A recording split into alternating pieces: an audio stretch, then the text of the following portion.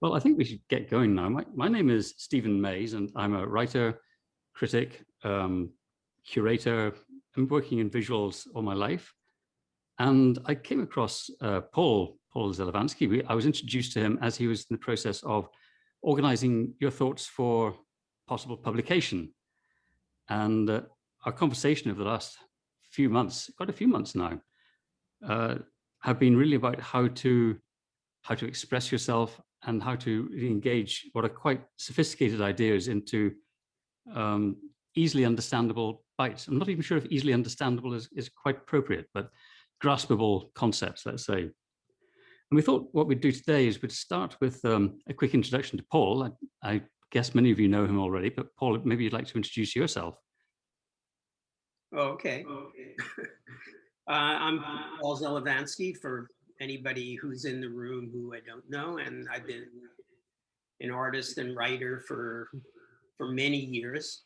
And as I was actually writing in my chat room on the website, on the printed matter website, I was remembering one of the very first projects I did, and which was a book called Sweep, which I won't really go into, except to say that very early on, I was carrying the manuscript around on a trip to Europe, showing it to people, trying to get somebody interested in publishing it in it. And when I returned home, it led to a connection with a guy named Richard Kostwanitz, who some of you know. And that led to it getting published, and what it made me think about, in addition to the details of the book, was how the things that you make become part of your history. In other words, there are things which, in the case of a book fair, somebody might buy, but in some ways, more importantly, they become these documents which explain things about your life, both to somebody who gets involved in the work, but maybe more importantly to yourself. And one of the things that Stephen and I have been talking about this proposed book of essays is how much, even though they're about many different things, cultural, semiotic, historical, religious, philosophical, so forth, they're all based in some exploration of autobiography, and not necessarily as the front intention, as the primary intention, but in fact, they all come out of experiences that I've had and that I've reflected on in different ways. And while I knew that, Stephen really focused on that, in some of the conversations that we've had. And so more and more, I've been thinking about what that means, and in the videos that we're going to show in a couple of minutes, some of it gets pretty explicit, but with the goal that they're not so explicit and so tied to me that somebody else can't see themselves in them, and follow me where, I would like them to go, or towards what I would want them to consider. It's a whole life. So, all I could say is that all my work for many, many years involves working with words and images. And originally painting, then it became books, then it became animation, then it became video. And actually over this last pandemic year, I've started to make collages, like, cut up, glued down collages, which is something I haven't done in decades. And it came out of the experience of leaving New York for a while, luckily leaving New York for a while during the height of last March, and my finding that I needed a way to do something that was not connected so literally to my past work, meaning mostly video. So I just started making things out of what I scavenged that came through various deliveries to the house and so forth that we were renting. And in fact, in our most recent conversation, we came down to collage as a really core concept, because in fact, so much of your work is about collage. You're collecting snippets from hither and thither and bringing them together and creating a new form out of them. And this notion of collage, I think, is really central to your work, as far as I can see it. Yeah, and, no, absolutely it is, yeah. And it's also, this first video we're going to look at is in itself a form of collage. It's a visual, not so much a visual collage, it's a slight visual narrative, but a much stronger audio narrative, in the sense that the narrative element of it is a selfie, in fact, I think, is your feet climbing a pair of stairs. It's a very early selfie, as I categorize it, but then leads into this much more complex history that you're recalling, and bringing these different things together in a way which suddenly makes sense in the way that you want them to make sense, not necessarily in the sense that they were originally curated.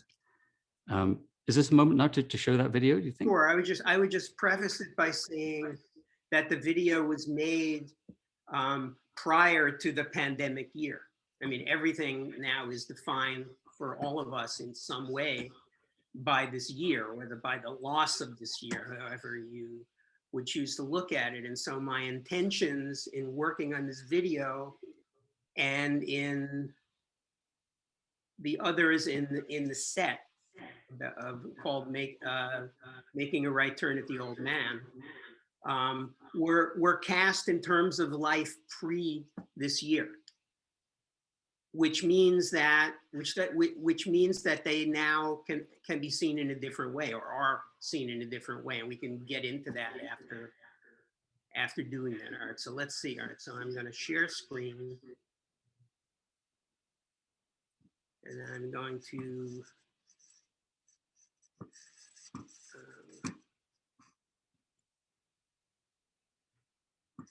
select the video.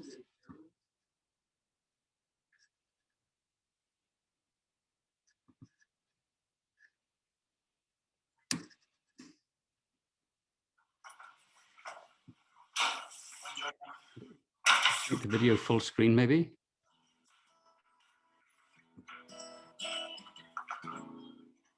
Why are there so many songs about rainbows? And what's on the other side? I'm stopping. Is it not full screen, Stephen? No, not yet. No, we've not seen the your laptop screen is full screen, but the video is sitting in the middle of that. Okay, I don't know. So I'm looking for the. Well, if you go to the top where it says QuickTime Player, the top left, there's a place where it says View, and you can make the video full screen there. Can you see it? We can't see that. Oh, yeah, View. You see on the upper left there?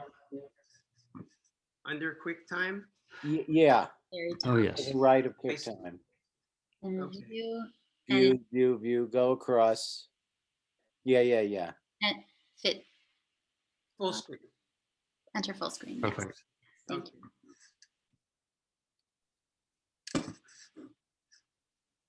Now I just have to find the controller to play the video.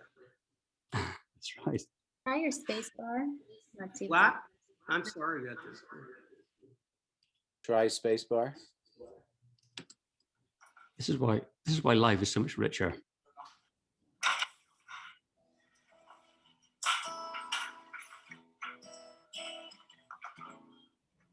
Why are there so many songs about rainbows?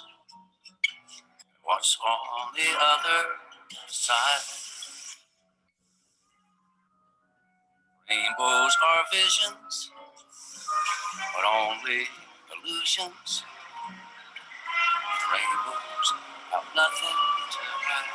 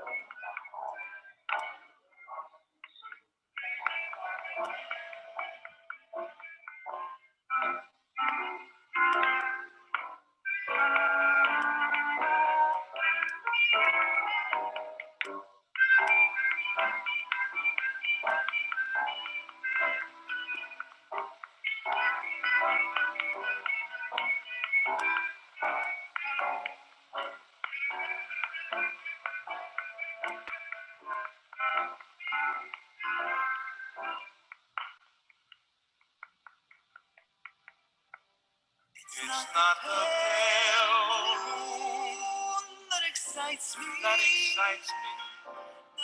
real. That delights me. And delights me. Oh, no. It's just the nearness of you. It's just the nearness of you. The sweet conversation. It isn't that brings this conversation. That brings this sensation. Oh, no. It's just the nearness of you.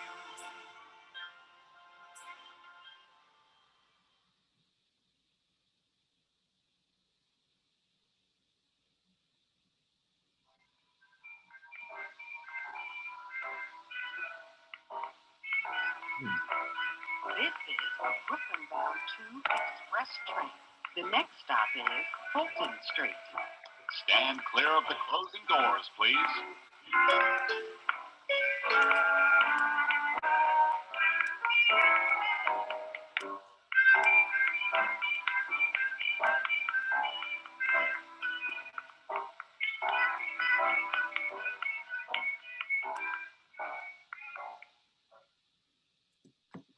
Thank you. And it's important to note that this is part of a series. At the beginning, you've noticed the number 6. It's number 6 in a series of 11, is that right?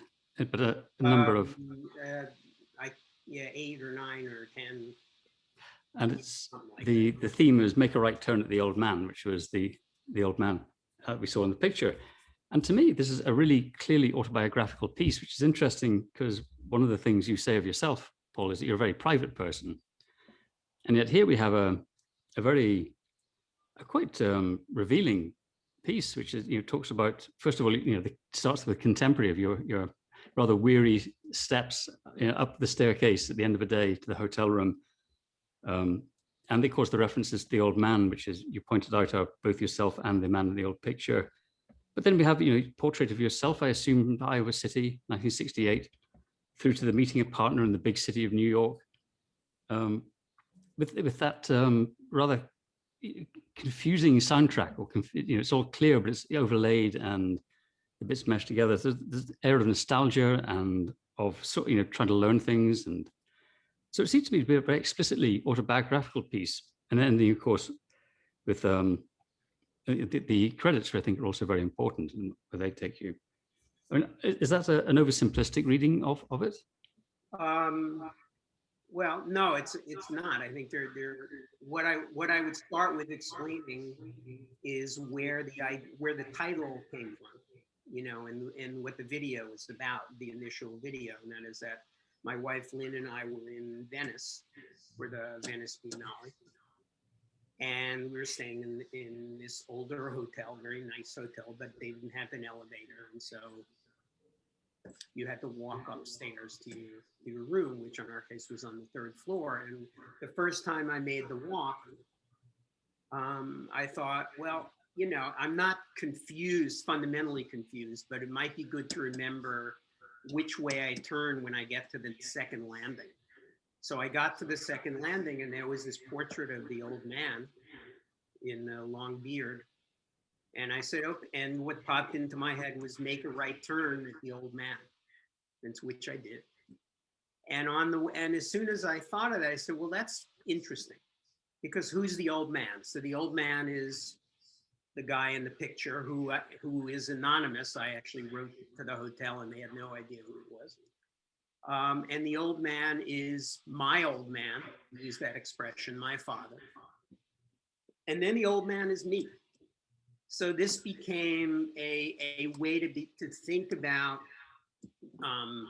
a discussion of mortality and aging and loss and everything that you could attach to that. And so that's when the series started. So fast forward to this specific video, which, as I said, happened, you know, was made before the pandemic year. And so it became this reflection of what New York felt like. So the saxophone player in the subway is playing Duke Ellington's Sophisticated Lady, and I thought really well, you know, and my memory is that I went over to leave, you know, to leave some money, and there was no information about him. Sometimes people who play in the subway, you know, have cassette tapes, or they have some, but so he was in a sense anonymous, at least to the public. But I thought he was really playing well, and so that affected me, you know. And as far as the graphics were concerned, the guy in the character, you know, is an old clip art image which I've used in a lot of my work, you know, over the years. And the girl is Little Lulu, who some of you may know from old comics. And they, you know, while they do represent for me, my wife Lynn and myself, it's not important to me that anybody knows that, although now everybody knows it. So who knows where that's going to go. But although that's part of the reason why the photo is there, and it was in fact the two of us in 1968 in Iowa City. You know, and then the soft shoe is Ray Bolger, and it's just, you know, I mean, I hear that kind of dancing, and it's hard to not want to move. It's like watching a Fred Astaire movie. It's hard to not want to get up and try to do that. Obviously not as well, you know. So that's, you know, that becomes melancholic in a way, and sad, but also for me, and I've used a lot of music in my videos. I'm often going back to old love songs, and I take them pretty seriously. Sometimes I sing them in other videos, but there's something in those songs very often which takes you along with them, you know. And another, which gets to another aspect of the video, and that is like, why walk up the steps in that way? Well, for me, it was an expression of what happened and what it made me think about, but also, you know, my goal, you know, kinetically, you could say, is to see if somebody makes the walk with me. And again, not to feel closer to Paul Zelavansky, but to feel that sense of going up the stairs, you know, of the lift and the exertion of getting somewhere. So that's, I mean, that's where the autobiographical turns in, you could say, to the philosophical. In other words, to have somebody experience, or, you know, in their own terms, that sense of lift or sadness or loss or whatever it is. And then I'll stop at that point.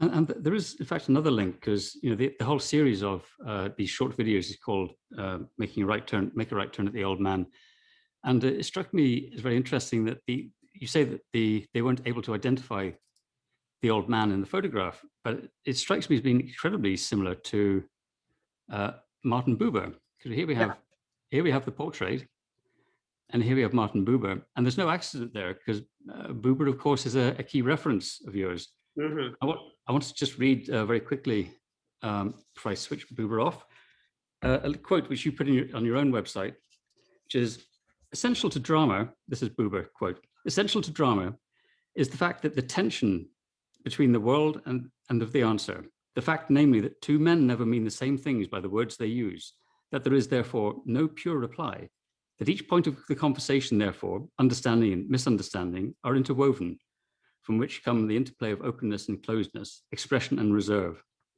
And this, I think, is really key in all your work, this notion of the understanding and the misunderstanding being interwoven, that delay between what is said, what is understood, and what is answered is really key. And I think that's part of the interplay of your work, and your use, as you've made reference already, to the repeated characters you had of old visual references, which then repeat in different contexts with different meanings. So that reference to Buber, I think, is really very key. Yeah, absolutely. Yeah. And in the structure of how you do your work and the meaning of how you do your work. Yeah, well, I guess it's also another way of thinking about asking somebody to join me, because that requires some effort on the part of the audience, and in the Buber, Buber quote is central to what I've cared about for a long time, but a big part of that is this idea that that the viewer or the audience has to make this effort to understand, to put the pieces together. Not that, that I'm interested in creating confusion for the sake of confusion, but to leave enough gaps in understanding so that the viewer or the audience has to put things together. That's very important. It's very important to me, in another sense, I think, outside of the context of art, and work, is the expectation, in an ideal sense, that people would make decisions about what they believe and what they are doing in relationship to interrogating their own assumptions and beliefs. So as to say, how do you know what you know? That's kind of the reductive epistemological idea. How do you know what you know? And if you stop long enough to ask yourself that question, you might have a more nuanced view, not only of what you think, but what if somebody else thinks, and how you might overlap or, disagree. Does it matter to you that the viewer might end up with a different conclusion? Or are you trying to lead them to a specific idea that you have? I mean, how rigid is that? Well, I know that I have a lot of ideas that I would like people to agree with. I used to, when I was teaching college, I would, in the introductory class, and we'd go through, we're going to do this or we're going to do that, and and then I would say, but there's only one thing. I would say I'm very flexible. I'm going to tell you about my life. We're going to look at a lot of different things, but there's one thing that I'm not flexible about, and that is opinion. I'm not interested in your opinion. So sometimes, the kids would laugh, or but basically, and then I would say, because anybody can have an opinion. I have lots of opinions. You have lots of opinions. But if you start with opinion, you never get to what something is actually about, or what's being proposed, or it becomes very difficult to get there. If you start with, I like this, I don't like that. And this is maybe a whole other discussion, which we don't have time for, but Fred Rogers of Mr. Rogers' Neighborhood is very, very important to me. Maybe, along with Buber, those are the two main intellectual characters. you know, and I used to, when I was teaching, I would have a class where I showed them some of the episodes from Mr. Rogers' Neighborhood, and the kids would, oh, this is, so the kids who loved him when they were young were very excited. And the other ones thought, you must be kidding. You know, like, why are you wasting our time having us look at a children's show? And so, and I would reiterate, don't start with your opinion about it. Let's just see what he was trying to do and what he did, and so forth. So that's usually important to me. So. I wanted to refer to another quotation from your website, which struck me as being really key, which is that is from Clifford Geertz. And he says, the chief problem presented by the sheer force of aesthetic force, in whatever form and the result of whatever skill it may come from, is how to place it within other modes of social activity, how to incorporate it into the texture of a particular pattern of life.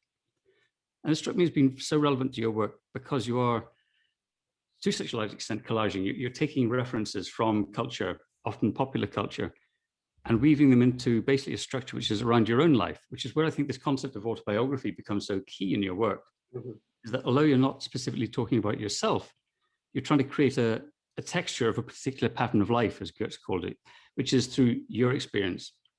And more than that, that very often, because the references you're using are such such everyday references, at one hand, you know, somewhat banal, and you're infusing a richness into them, which is quite startling. And I thought that was a very relevant quote that you've pulled out as a header on your website, because it talks about how the aesthetic force of the original can overwhelm the meaning of the present, but you're actually wrestling with that and bringing it into a present meaning, which I think is very significant. Mm-hmm. Is that something you're doing consciously? I think it must be something you're doing consciously. Yeah. No, it is very conscious, and it's why, you know, to get back to this old man video, why it was significant that significant to the video that it was a recording of somebody in the subway, because the subway for New York, and New Yorkers know this in a way that people who don't live here don't understand it. The subway is maybe the sine qua non of social life here, you know, and when you're on the subway, you get inside a certain kind of mix, you know, of, you know, difficulty and ease. Difficulty if something goes wrong, ease if it gets you where you want to go. Crowds of people, individuals who don't know each other for the most part, but who are brought together in this intimate situation. And so you are irrevocably pulled into social life when you're on the subway, you know. And one of the things that really bothers me about the ways that let's say in the media people talk about New York, you know, or talk of, you know, as somehow being not the real America.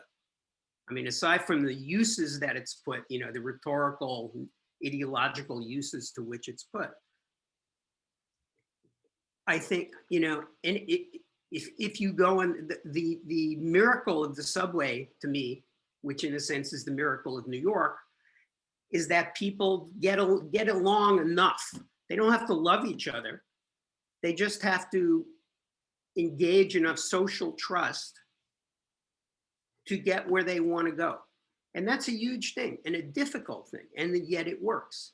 And so I always think, well, why don't you, you know, leave wherever you are, and you're making this claim somewhere in the heartland, and come to New York and spend an hour or a half an hour or 10 minutes, you know, on the subway, and see what this means, that all these people who don't know each other, don't want to know each other, they're all collaborating in what makes the city a city. So the Geertz thing is right in that pipeline. You have to also pay attention to your involvement in social life, you know. And so when you walk down the street, you're paying attention to what you're doing, because you don't want to bump into anybody. You don't want to trip. You know, you want to get from here to there, but you're enmeshed in this dance. Well, dance is maybe a corny word, but you're enmeshed in this flow of life, you know, and it's absolutely essential to being here. And I love that about it. But it's also what makes the video very sad for me looking at it now, because the the Duke Ellington song is Sophisticated Lady. So, you know, it doesn't take it's not a big step for me to say that, well, that's a way of thinking about New York, but it's a New York that certainly over the last year and maybe for a while longer is not going to be there. And so there's a layer of sadness there that was not there before, even though I was trying to think about mortality, but there's thinking about mortality as a concept. And then there's the mortality of I could get sick tomorrow. That's not abstract, you know, and that was not there when I when I started working on it. But it's another, and it's not something that that I was looking for. But it means then I have to rethink or think in another way about my assumptions about life and death, because now they've become more stark in this, you know, in this present that we're in. So, and it's something which has really struck me a lot looking through your work and talking to you about it, how although this is intensely autobiographical, I mean, nearly all your references are hung on this line, which is your life. And yet it's not about you. And that I think is very powerful as well. And I have the sense of your reason for doing this is not so much one of achieving immortality through the work, as much as of trying to share what you've understood about the world while you have time to do it. I don't know whether you see those as two distinct elements or whether you see any tension between them, but the notion is not to talk about me, Paul Zelavansky, but to talk about here is what I've learned and what may be of value to you as the theme of the autobiography. Yeah, it is, of course, and that's you asked the question earlier about whether I want people to look at things in a certain way. Of course, you know, I want people to look at things in a certain way. I want people to love me and admire me. I mean, that's a given, you know. But you know, the degree to which I control that is more limited than I sometimes like to believe.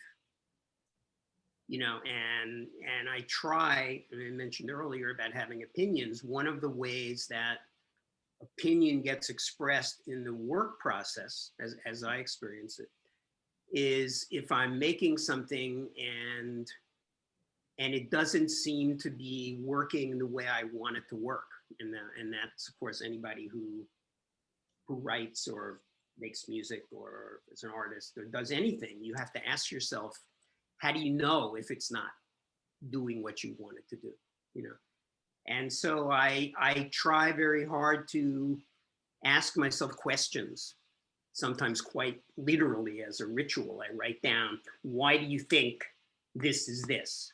You know, or is this, what does this actually mean, and so on. And so, you know, in that respect, I'm trying to get to specific outcomes in the audience.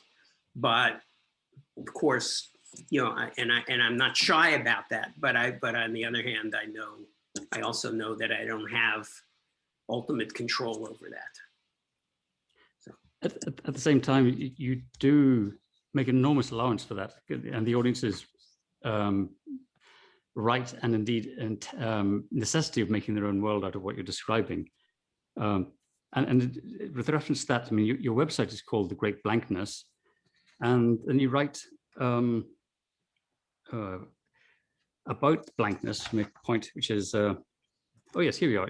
Blank opportunism is one of the header sections in one of your essays. Blank is a word, a quality, a description whose meanings are completely reliant on comparison, circumstance, and context. Something is blank in relationship to what is not, or has not, or should be. What appears to be missing or is expected to be filled in. In other words, a blank space is filled with expectation, which is the expectation of the viewer. And it seems to me that must be a theme that's running through your entire work. Because you call your website The Great Blankness. That is the summary of your public output at this point. Yeah. And your definition of blankness is, what do you bring to it? Is that appropriate? Is that the right interpretation? Yeah, how you fill it. It's like the book that you and I have been working on, is called Something is Also Something Else, which is to say, this thing that you're looking at means this and it means that, but it also means something else. So, in that sense, you're always filling the space, or the graphic space, and in terms of things in the book, but in the space of your experience when there are gaps that you understand. And there's so many examples of it. We don't have that much time, but one of my books is called Whose Square Is This? And this came out, I'll do the fastest version I can of this. Back in the late 60s, my wife and I were involved with a political group in New York. It was called Citizens for Local Democracy. And the idea was about the decentralization of New York City into self-governing units, which was a great idea on paper, a really dumb idea in just about every other way, but we believed in it and we wanted to make it happen. And we had some fairly serious people who were involved with the group, and we weren't the ones that founded it. And the artist, Donald Judd, was one of the people involved with the group. He was quite interested in local New York City politics. And years later, there was a book, a catalog for this big show at the Tate in London. And in it was a facsimile of a publication from Citizens for Local Democracy. And in the middle of the page was this black square. And this black square, which I designed, that's, how do you design a black square, right? So the black square was a representation of the town center, the place where politics would be done in this idealized, decentralized city. And it occurred to me, it's a little like Make a Right Turn at the Old Man. It occurred to me, anybody looking at this would think Donald Judd designed this publication, because he's Donald Judd, this great artist, worked with this very rigorous geometry. In fact, it was me. And it's not that I felt that badly about it, but I thought that's interesting. Who has ownership over the square? But it's also, to follow what you were just saying, it's like, who has ownership over this blank space that can be filled or emptied, in any way I choose. So yeah, so it's very much about keeping that discussion alive, trying to nail things down, trying to be as specific as I can be, occasionally letting in doubt, sometimes intentionally, sometimes inadvertently, but it's about keeping that space available, for whatever you can use it for. Slightly sorry to hear you say that Citizens for Local Democracy was not a great idea. I'm disappointed to hear that. It sounded like a great idea when I read it. It's a really long discussion, which has anybody who was in New York at that time, it has a lot to do with what was going on in New York at the time, in the late 60s. It's much too long a discussion. Maybe I'll take that up elsewhere. Part two. Part two. Yeah. But it struck me again, this notion of making references and the quotations, and we're speaking here in the context of a book fair, well, printed material, a lot of books, and it struck me that in a sense, the book presenting something as a book is an automatic quotation marks. The hard covers, or the covers in whatever form, are the quotation marks around a slice of life which is inside. A book is either whether it be a novel or a photo book or whatever. It's an experience. It is an author's collated experience between these quotation marks, which are the cover. And at the moment, your work exists very much on the website, and I wondered how frustrating and how fulfilling that is, and how you would see it as being different if it were in print. And I know you have produced one-off or artist books in the past as well. Yeah. And what's that relationship between how this work exists as distinct pieces, discrete pieces of work, and as just a rather amorphous online experience? Well, I had I had very particular reason to get involved with animation and video, and that was that I worked with artist books for a long time, produced a lot of work. It had a lot of life in the world. I mean, I see Warren was there, and Warren is somebody that knows that world really well. I don't know if he's still there. Hi, Warren, if you are. But in the late 1980s, I felt like it had gone as far as it was going to go, you know, and that what I was asking an audience or a reader to do was to spend a lot of time reading my book. And the books were very, very complicated graphically and linguistically. I mean, I think they were really good, but they just, in fact, were. So I was asking somebody to make a real commitment, and I kind of lost faith, I would even say. I was going to say patience, but actually faith is maybe a more accurate word. And I said, you know, I don't want to do this anymore, you know. And so I started working with animation, and then eventually with video, because it seemed like a way to take the ideas that mattered to me and in a much more condensed and direct fashion, present them, put them like advertising. I mean, you know that world as well, you know. That's really what it was about, you know, that I want to, there's certain things I want to say, there's certain things I want to provoke, you know, and I want to do it in a more direct way.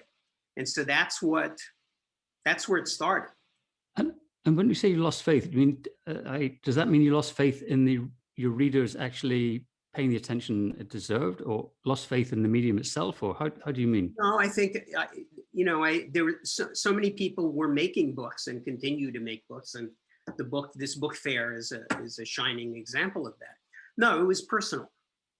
You know, it was that I had done these things. They went as far as I seemed to be able to make them go, and I found that I was ready to try something else. And I actually, at that point, it was right at that point, I went back to school.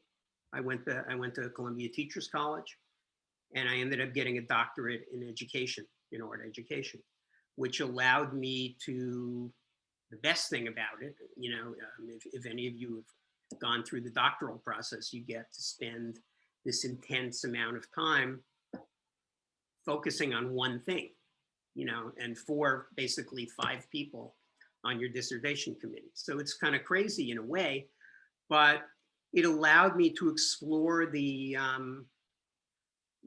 intellectual context in which I had been working. In other words, the exploration of words and images in a more theoretical way. And that ended up, after the dissertation, in the book, another book, 24 Ideas About Pictures, which is a highly condensed version of the dissertation, which is an exploration of, well, how do images speak? And how do they engage, collaborate with words in the communication of different ideas? And was that simultaneous, or was that at the same time as you were getting interested in Mr. Rogers? Or was that a different moment? No, Mr. Rogers, well, it happened at different times, but it Okay. was later. It was later, actually. It was, we moved to Los Angeles in 1995, so that was around the time that I finished my doctorate. And I got interested, and I'm trying to remember now, but I believe I started to look at Fred Rogers around in the context of working on the doctorate. And then I ended up being asked to write an essay about him through, through a friend in LA for actually a psychoanalytic journal, which is a whole other part of my life. But Rogers then became this touchstone for a way to think about not just pedagogical concerns, but ethical concerns. To me, he was, another level of what's the word? He understood another level of human behavior and exchange, and he figured out a way to present it to many, many children, but also their parents. And the more I studied it, and I got past the more conventional ways of thinking about him, his niceness, which his gentility and so forth. And I started to think, well, this is what this guy is actually constructed, and quite intentionally. It was not, he didn't just like get up and decide to be nice. He built something. And after living in Los Angeles, we eventually moved to Pittsburgh. And Pittsburgh is where he did all his work. That's where he was from. And because Pittsburgh is a small, friendly city, it was possible to meet all these people who worked with him. And then I pitched this project called Mr. Rogers for Adults, this video project, which is also on the website. And remarkably, actually, in terms of the notion of audience, that work has had an audience multiple times greater than anything I've ever done. Now, I was riding on his coattails, and I'm very, grateful that I had the chance to do that. But it's still somewhat amazing. It says something about how the ideas circulate, ideas that are well thought through and meaningful and go deep and so on, circulate. So he's always there in my head, and I could know, I could know more, Sometimes I try to be like him in the sense of being open to people. I fail every time, but I do. He is kind of like there, like what would Fred Rogers, how would he respond to this situation? How would he deal with the rage I'm feeling at the moment, about politics or something like that. So he's always there. So he's hugely important. You mentioned the other day when we were talking this notion of borrowed power, but before we get into that, I just want to note that there are several people on this call. We're joined in this conversation by people who've known your work a lot longer than I have, and I'm very interested to hear if I'm, what I'm missing and what I'm gaining from other people's perspectives. So if other people have comments or questions, please join in. But this notion of borrowed power seems very central to a lot of what you're doing as well, which is of taking references which have a meaning in this other context and then bringing it into your context. This something is also something else. And at the same time, while you refer to it, I think very modestly as borrowed power, you're actually also giving it power. And that even where you're taking a more famous reference, like for example Fred Rogers, or in your most recent video, Bob Dylan, you are making it very much your own. You're making it very much your piece. Now, I wonder if that notion of borrowed power is maybe slightly misstated, and whether you might be better told as reformed power, or I can't quite think of the wording for it. This notion of re-empowered power. It has a power of its own when it's purposely made into a different context. Or do you think that's overstating it? Well, I would take it back to the idea of something is also something else. In other words, in borrowing it, you make an assumption that you can not just use it, but transform it if you choose to. So for instance, in the video that we looked at, there's a song, The Nearness of You, which is one of those love songs that I particularly admire, that I like to sing, and so I presume, and nobody has stopped me yet, to borrow quite literally, you know, a musical clip or two, you know, to use in the videos. And I know it's somebody else's work, which which of course I respect. And so I would never, you know, take a song like that and make fun of it, you know, or debase it in some way. But I try to get at what it seems to be about. So in the context of the video, The Nearness of You is, yes, it's a love song. It's about the boy and little Lulu, you know, in New York, you know, but it's also about the city and about what is both present and also hard to hold on to. And so again, this is just my take on it. But when I watch the video now, there's a level of sadness again, which I mentioned earlier, which has to do with the nearness of you, but it's not all there. That city is simply not there in the same way. And of course, I hope with everybody else who lives here that it comes back. But you know, I don't know. But that's a case where I take the song and try to step inside its mood, you know, and its presentation of reality, but also then try to use it to describe something else, you know, and maybe as with the walking up the stairs, to get somebody to go with me on that song, to start to think about that song in those terms. It's something which I do think is very notable about the work you do, is that you do take great pains to credit the sources, and you know that makes a big distinction from, I know, the likes of other I can say appropriation artists, but you know, people like Jeff Koons and Mike, what's his name, Prince, I forgot his first name, but you know, who basically add their signatures to other people's work, and which in court in defending this have said that their signature transforms the work into something else, which it does.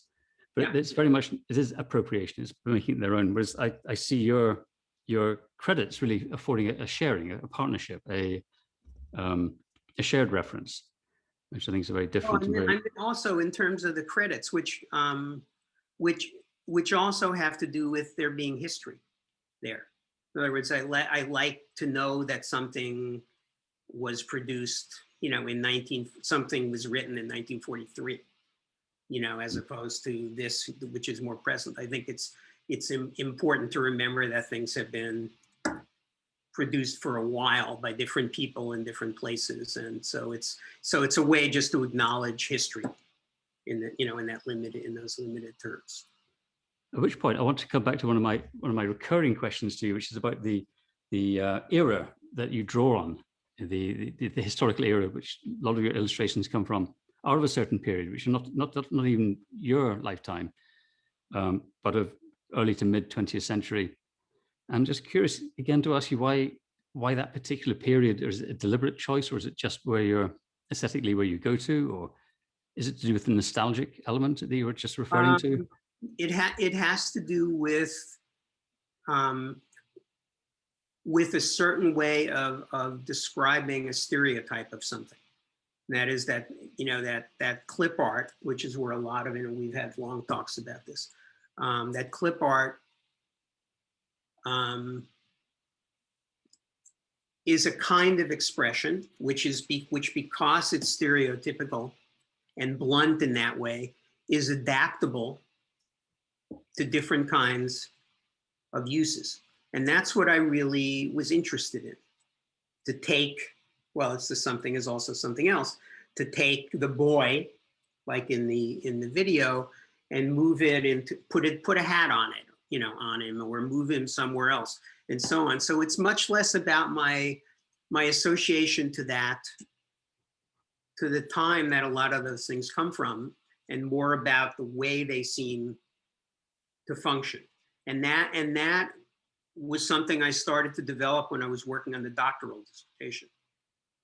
In other words, I started using those images and talking about them in more formal theoretical ways. So it's not, so I don't have a particular attachment in general, but there are certain images that have provoked me, you know, or that I find serves certain purposes. And one of the things you and I have been talking about was whether some of these images at this point, thinking about producing a book, are old-fashioned, you know, and are no longer, you know, no longer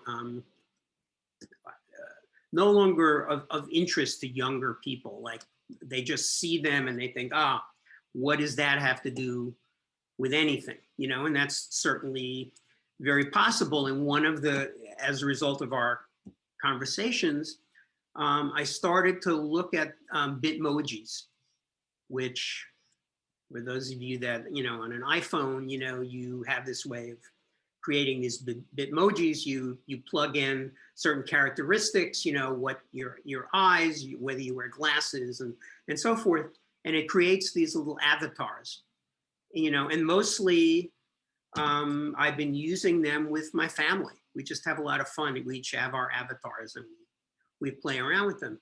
And so in our conversation, I started to think, well, the Bitmojis are actually not a lot different than clip art. They're just contemporary clip art, you know, and they're produced in a way, in this kind of magical way, like how they create all these scenes with these characters with you in them, you know, is just quite amazing to me. But they are, in a sense, in that lineage of clip art, of stereotypes which express circumstances. So clip art is certainly an area that interests me. I've worked in that area, and it's a rich and vibrant area to look at. We've now hit the hour, and just wondering if there are any particular questions or comments from other people in the group who, before we finally wrap up on, well, not finally, because there's more to say later at part 2, as you say, but before we wrap up this session, are there any? Oh, here's one from Nora. So you were talking about hello. You were talking about the parallel between the sampling of images that you use to create the animations and then the actual physical collages that you were making over the course of the pandemic. And of course, the world all suddenly turned digital and you went back to the physical sort of process. So I was just wondering, in terms of the creative process, and also in terms of what kind of outlet it offers you, if the experience of making them, the physical version of that sort of, and then the digital version is really different in terms of how you experience it. And then I was also wondering where the blankness comes in when you're making the physical collage. Where the blankness comes in. Well, the notion of blankness. Well, where it comes in, at least so far. I mean, I've been doing them now almost a year, and as you know, this is my younger daughter Nora. And I love them, by the way. Yeah. I started doing them because I was in a complete panic about the state of the world. And I didn't want to go back to making my videos in the usual way. Not that I was rejecting them, I just didn't want to step into that. So when we left New York, I just took Elmer's glue and a scissor. And I said, whatever I find there, I'm going to respond to. And so quite literally, for the first weeks, I would get up every morning and start to scavenge pieces of cereal boxes and so forth and glue them down. And it was really therapeutic. It really was to serve that purpose. And so in that sense of blankness, I didn't know where they were going. You know, I didn't plan. I mean, my work is very organized. So when I decide to do something, I think through it in a lot of ways. And I have done this for years and years. This was not like that. This was, I don't know where this is going to go. And I find, and here's this box of chicken fingers, or, you know, and I'm going to take a piece of it and I'm going to glue it down. I have no idea what the next piece is. and I have no idea where this is going. So in that respect, the whole thing was this space to fill up. And as you know, as the months have gone on, and since I've been back in New York, and I have many more places to find images, which is not what I was doing at the time. Then it was just whatever was there. I've been much more careful, and sometimes too careful. I'm trying to find the way to find the balance with what I'm including with what I have. So so it's literally, you know, I have whatever the next one is. It's a piece of cardboard. It's sitting on a box near my desk with one fragment on top of it. And then I just think about it now. Like I'm not on a schedule. I'm not trying to make another collage to add to the other. I'm just trying to stay inside the process. So I think it's a good question, because I think it is something that now gets filled up little by little. And there's a tipping point usually in the collage when I start to say, okay, now I see where this is going. And so then I might get more specifically look for things that augment what's already there, but mostly it's not like that. Are there any more comments or questions? I would like to thank you, Paul, for making public some part of your private life. Certainly enriched my life. And thank you to everyone for attending. Yeah, and look thank forward you. to part 2 at Thank some you. point. Great, yeah. Yeah. Thanks very much. It was you. great. Thank you. Thanks, everybody. Yeah. Bye. Very interesting discussion, everyone. Thank you for joining.